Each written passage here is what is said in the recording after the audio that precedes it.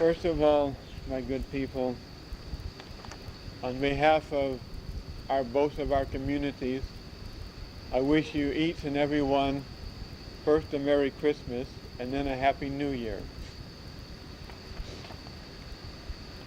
Also, please note in this bulletin,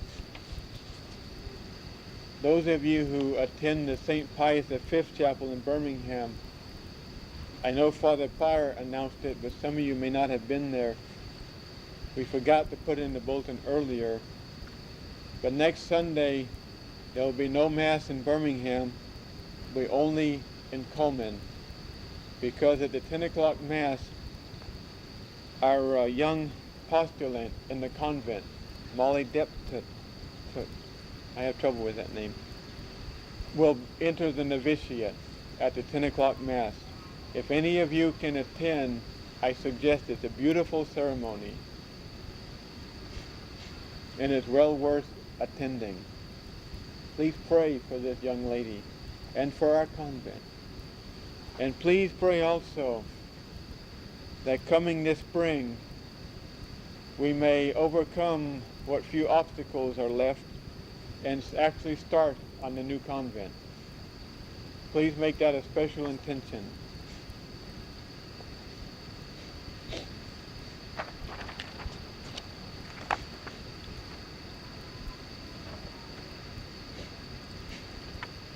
This past week, we have been witnessing a terrible catastrophe and an enormous loss of life. We have seen countless thousands of people who instantaneously lost their life with no warning, not even a hint of a warning. One moment they were breathing air, the next moment they were drowning in water. A split second. How many of us take time out to examine our own souls, our own consciences, and to wonder if that had been me? Or even take, it's been a few years ago now, the Trade Center buildings, the trade towers,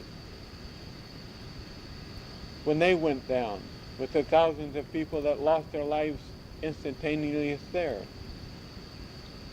Or automobile accidents, or anything we can think of. There's no guarantee that we won't walk out that door and drop dead. But should that be a fearful thought? It shouldn't be. If we are living as we should live, which isn't a complicated thing, it's very simple. It's something that we should get in the habit of in this wonderful season of our Lord, Christmas and Epiphany, is a perfect time to start, if we haven't already. And that is, no matter where we are or what we do, whether we're working or playing or praying or whatever, doesn't matter if we're in the middle of a crowd of people, it just takes a couple of seconds to, in our mind, to go into our heart and walk up to the little crib that's sitting in the middle of our heart, to the little babe that's holding out his arms. Walk up to him, bend over and kiss him, and say, I love you, dear Jesus. I don't care if you're a macho man or a wimpy man. I don't care if you're, heaven forbid, a macho woman or a very dainty woman. This is for anybody and everybody, young and old. There's nothing to be embarrassed about. Some people think it's a childish thing. But what did our Lord himself say? Unless you become as little children.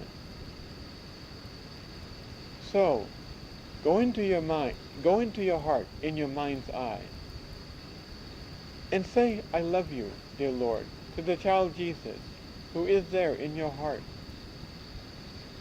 And no matter how many times you may through weakness fall into sin, even grievous sin, as long as you pick yourself up and go to that crib and rest your head on the baby's heart and say, I'm sorry.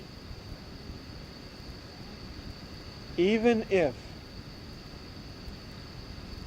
a moment of death approaches and we have the misfortune of being in mortal sin and there's no priest around, all it takes is half a second, not even that,